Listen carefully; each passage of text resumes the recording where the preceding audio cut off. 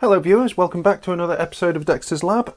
This one might be a bit of a rambly video. I was literally just about to start doing some work on my Paintbox Express, and I thought I'd stick the camera on and just record what I was doing, and also have a little bit of a ramble about the latest things happening with my paint boxes. So we're going to work on the Paintbox Express. That is now my only working paint box. The CPU card needs to come out. I'm going to desolder the real-time clock, non-volatile RAM devices that are on there and replace them with some new ones with new batteries. So I'll just manoeuvre this around. Unfortunately, these paint boxes are not the lightest things.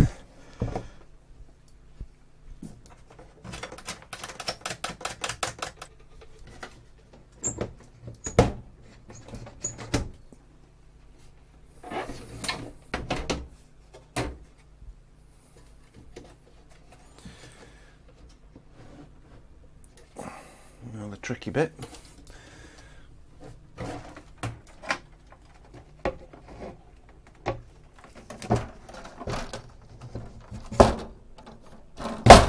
There we go. Right, that's a bit of a better view. So we just need the CPU card out of this.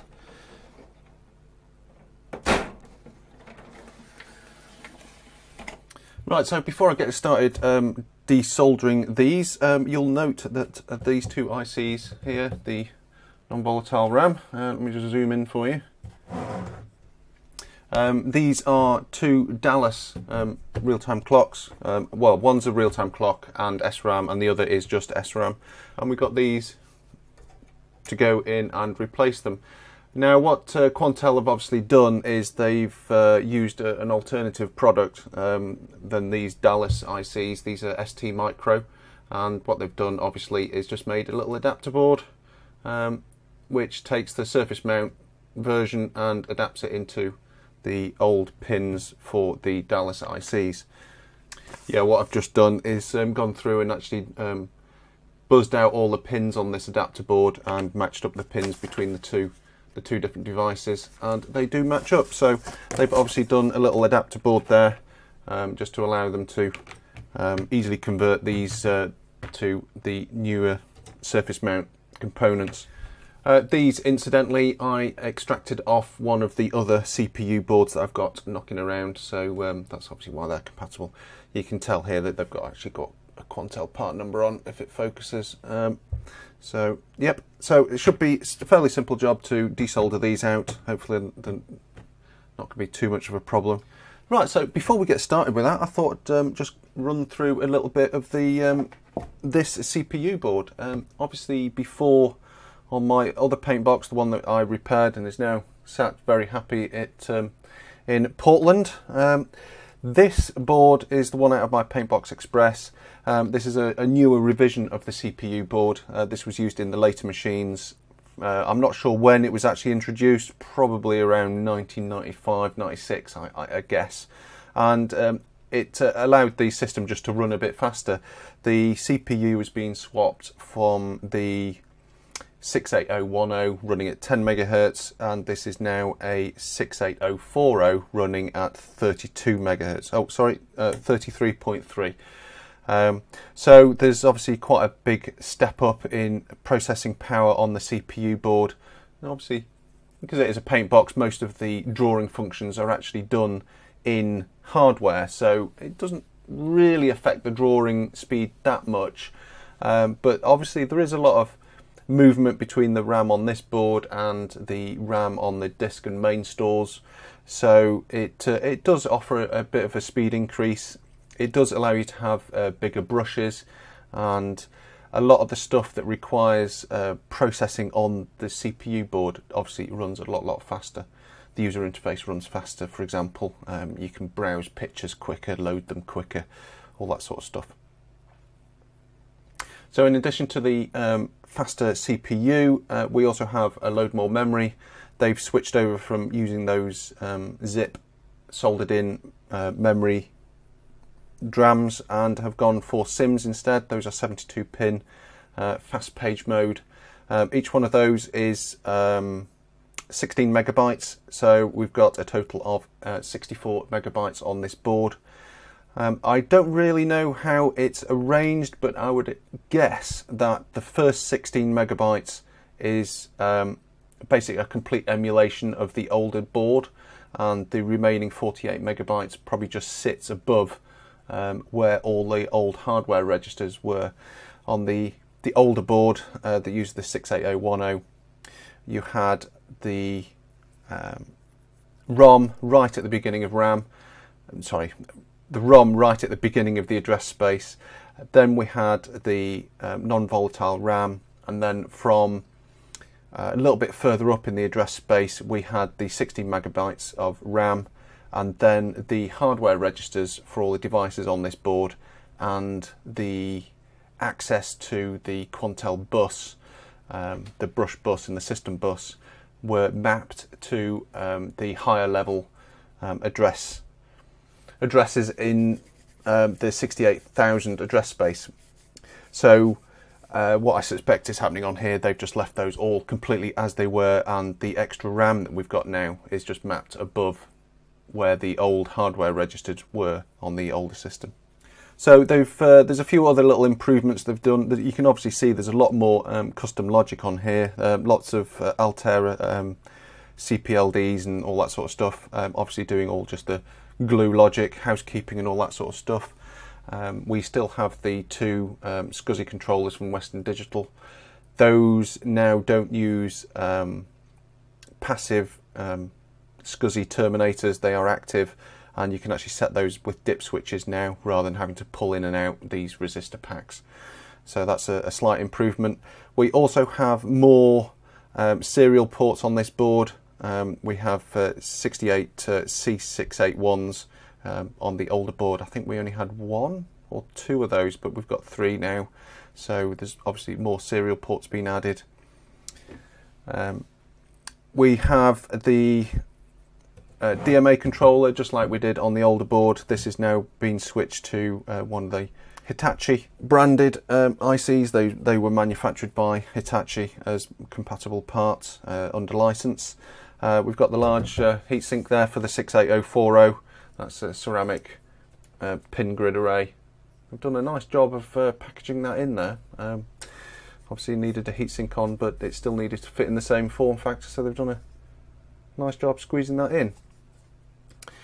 So on the end here we have the same diagnostics port that we had before, but on the older board there were much less pins.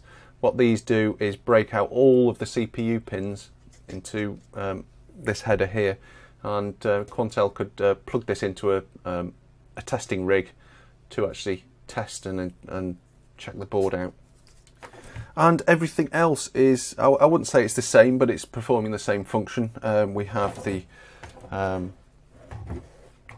me get this in camera for you, the rotary encoders here and here. There are extra ones, but this is the one that controls the boot, what boot image it loads off the hard disk. And we have, of course, the security PAL there. That's exactly the same as what it was on the old board. And again, up here we've got the diagnostic serial port there in pretty much the same place. So obviously designed to be a direct replacement, but also offer. Right, so let's get cracking on desoldering these Dallas ICs. Now on the flip side, they have twisted over a couple of the pins before they soldered them, obviously to hold it in while it was being soldered, but I don't think that represents too much of a problem, just to tweak those up with a soldering iron ready for desoldering. So as I just go through, I'm just going to pop a little bit of fresh solder on these, straighten the pins up, and then I'll use my desoldering tool to extract those real-time clocks out.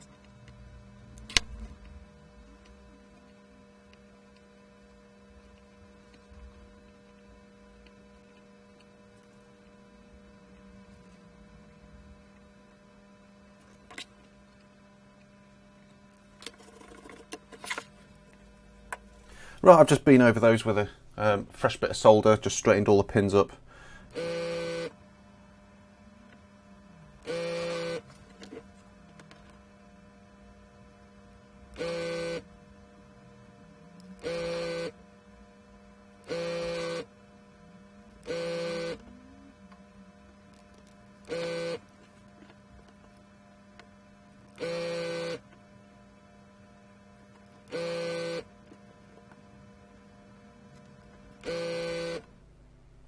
Okay, so hopefully this should just come straight out. Excellent.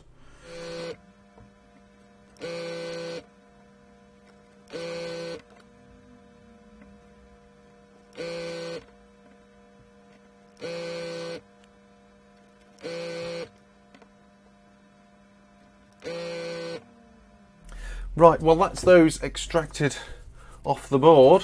Took a little bit longer than what I thought. There's always one pin, isn't there, that just never wants to let go. But anyway, those are off. So what I'm going to do now is give these a bit of a clean up. Just clean up the board there. Make sure everything's nice and clean, ready for soldering in the new ones. I had contemplated putting these into sockets, but I think if I did, once the battery is on the top, these are going to be too tall for this to be able to slide into the chassis. So I'm just going to have to solder these in, and hopefully they are just going to work. Right, let's just get these installed. Got the real-time clock in that spot, and well, I say real-time clock. It's a real-time clock and the non-volatile RAM, and this one is literally just non-volatile RAM.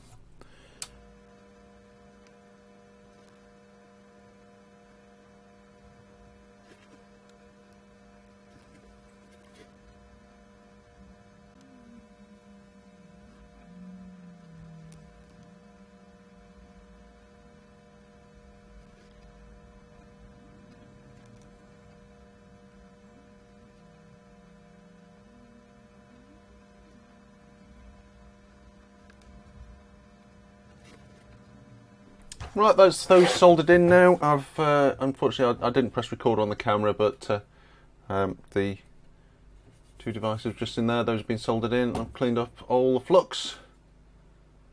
So now we just need to install the batteries. Now these are like a bit of a modern take on the old these old lithium batteries here, which now people realise that, you know, after 10-15 years they're just a pain in the arse to replace, and sometimes you can't get the right versions and stuff like that. So with these ones you actually have replaceable batteries on them. So they're called Snap Hat, and you just have a separate lithium battery which can then just clip onto the device and power it until it goes flat, and then you can just take the battery off and put a new one on, which is a really great idea. Now there is two different versions because the real-time clock chip actually has the clock crystal inside the battery. So you need to make sure you're ordering the right one. If you've got a real-time clock, you need to get the real-time clock battery, otherwise you don't get the clock crystal and then the clock doesn't work.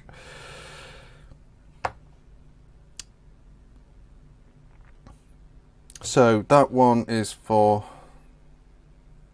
that one, and this one here, you should be able to see there, it says timekeeper, so that is the battery for the timekeeper. I actually bought these a while ago, but this is the first time I've actually had a chance to get around to replacing these. So these should just pop on there like that.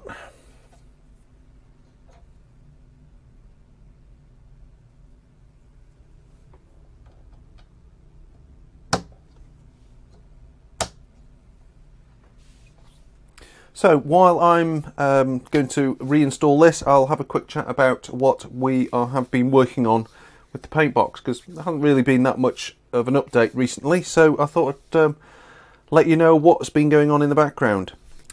So this machine, I know that there is an engineering password which I don't have access to.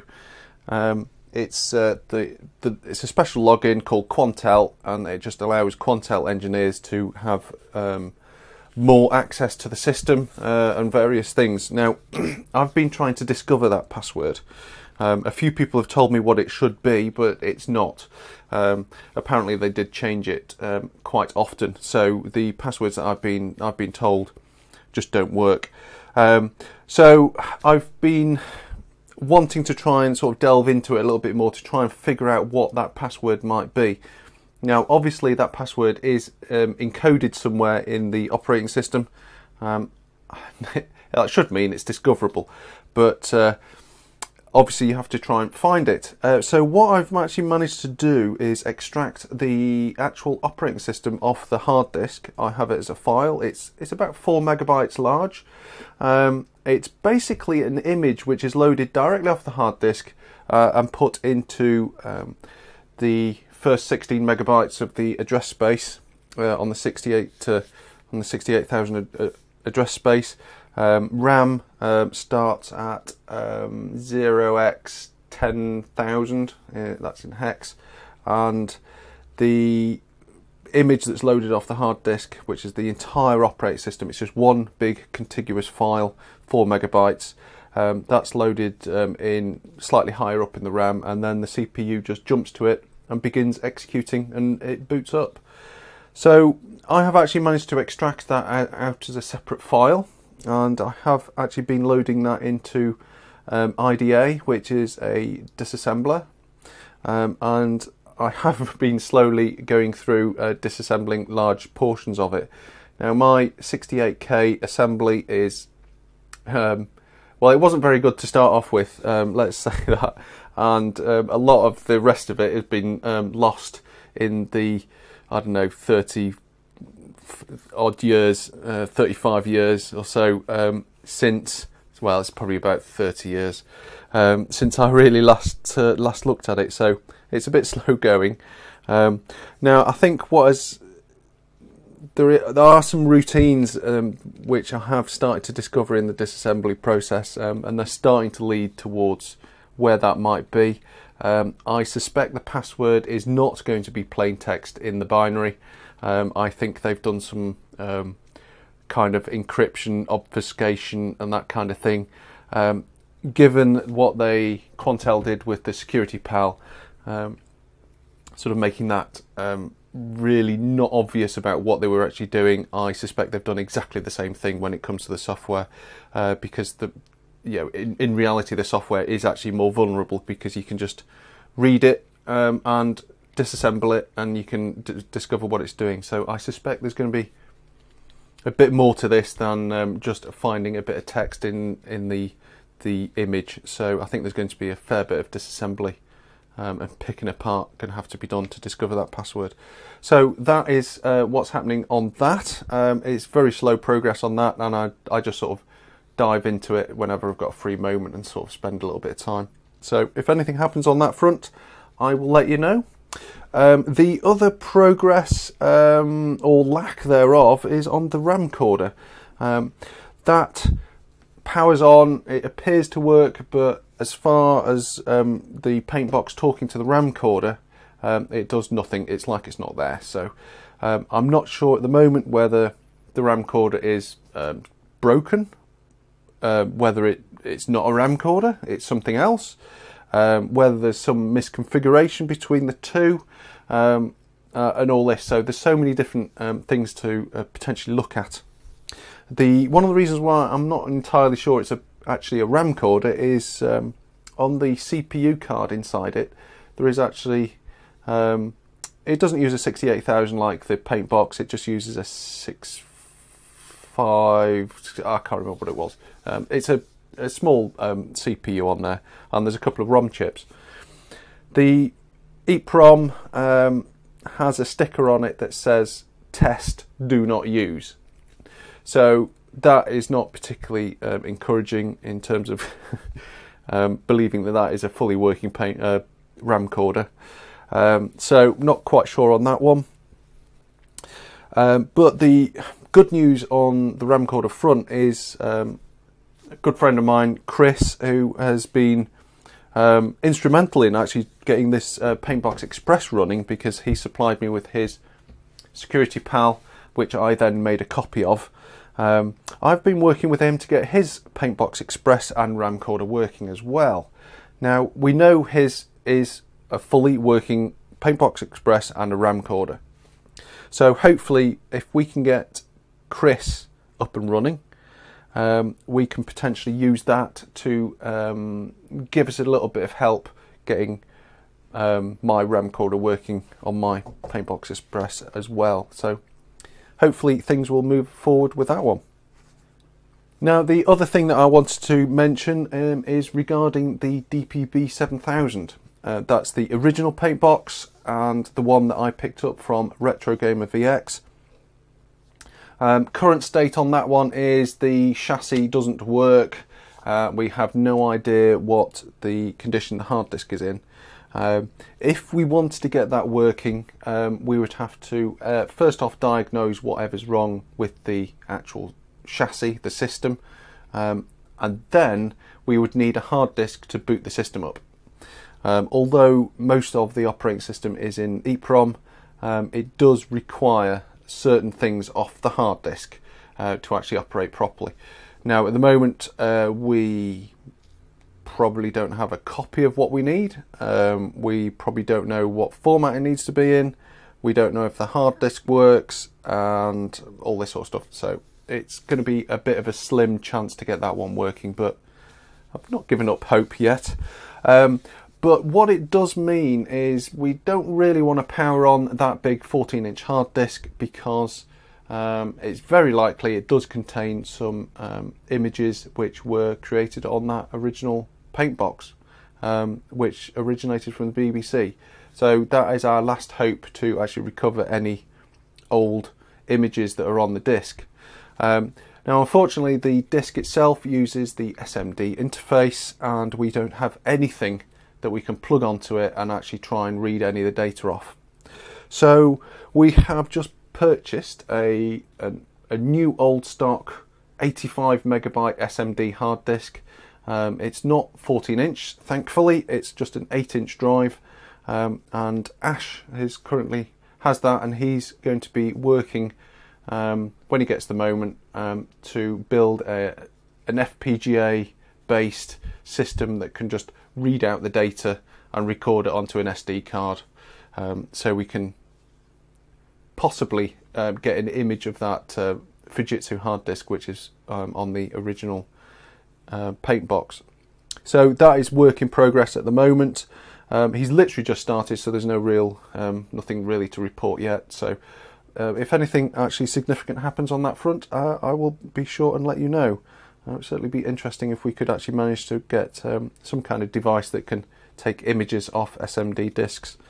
I'm sure that could be of use to other people as well. Right, it's probably time to get this back in that box.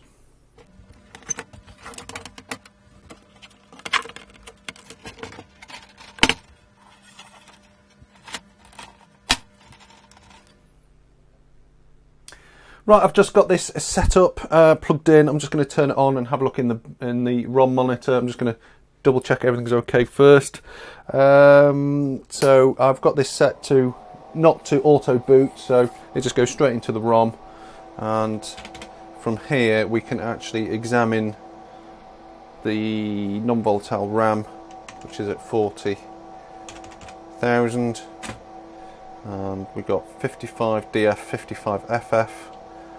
If I just scroll, clock through, yeah, that just looks like it's uninitialized.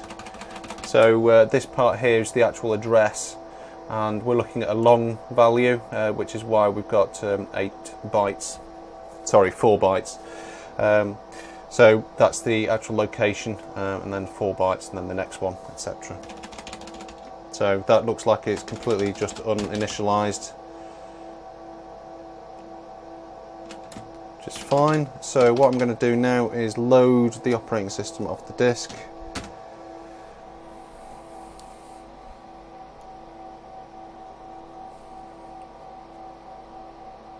And it'll be interesting to see what the operating system does when it realizes the non-volatile RAM is completely non-existent.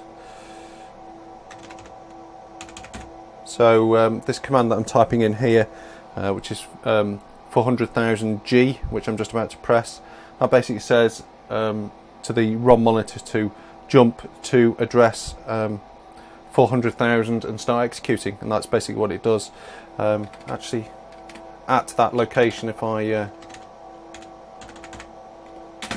show you that, we've got the first few instructions of the actual operating system.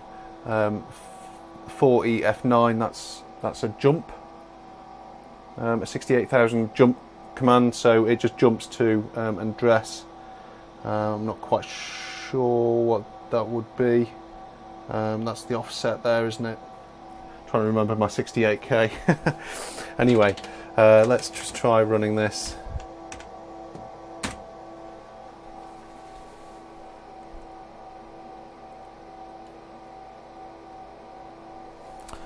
Okay, so that was booted up okay. So if we go into Filer, Util, and then do time, yeah, the time's completely wonky, but the time is actually, the clock is running, I think, so, which is good. Yes, so time, I'm going to set this to the current time, which is 11:34, 0 seconds, and the date we shall set to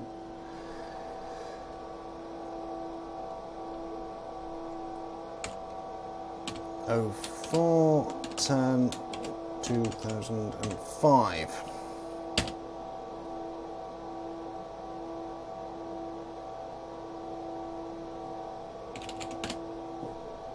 Excellent. Right, so looks like we're good. Right, now the acid test, switch it off, and we'll see what it does after it's powered back on.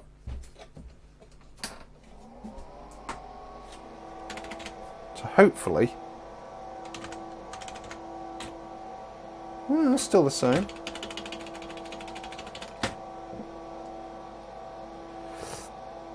Interesting. Let's see if the time has stayed set.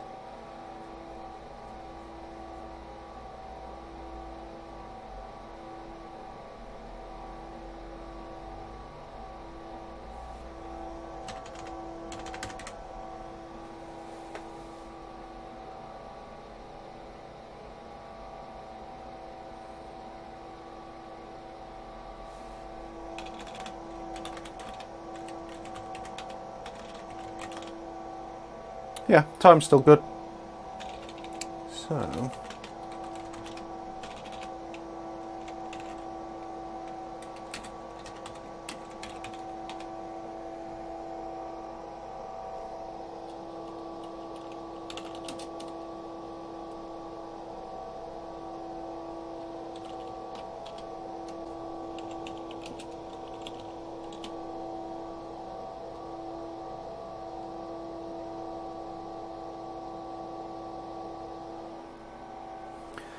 okay, I've just had a quick play around with the non-volatile RAM settings, cleared it and let it recreate everything over again. So the clock's working, I know. So now there is actually valid data in the non-volatile RAM. I'm just going to try switching off again.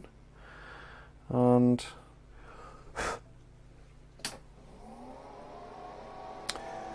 now we have valid data in the non-volatile RAM. Excellent. So that is all working absolutely fine. Lovely job. And I've got nice fresh new batteries on my non-volatile RAM. To be honest, it's not that important anyway. You can survive without it, but it's always nice to be fully operational. Okay, thanks for watching, everybody. I hope you enjoyed this one. Keep an eye out for more Paintbox updates. And very shortly I will be looking at an interesting Apple clone, so keep an eye out for that video as well. Okay, thanks for watching, everybody, and I'll see you on the next one. Bye for now.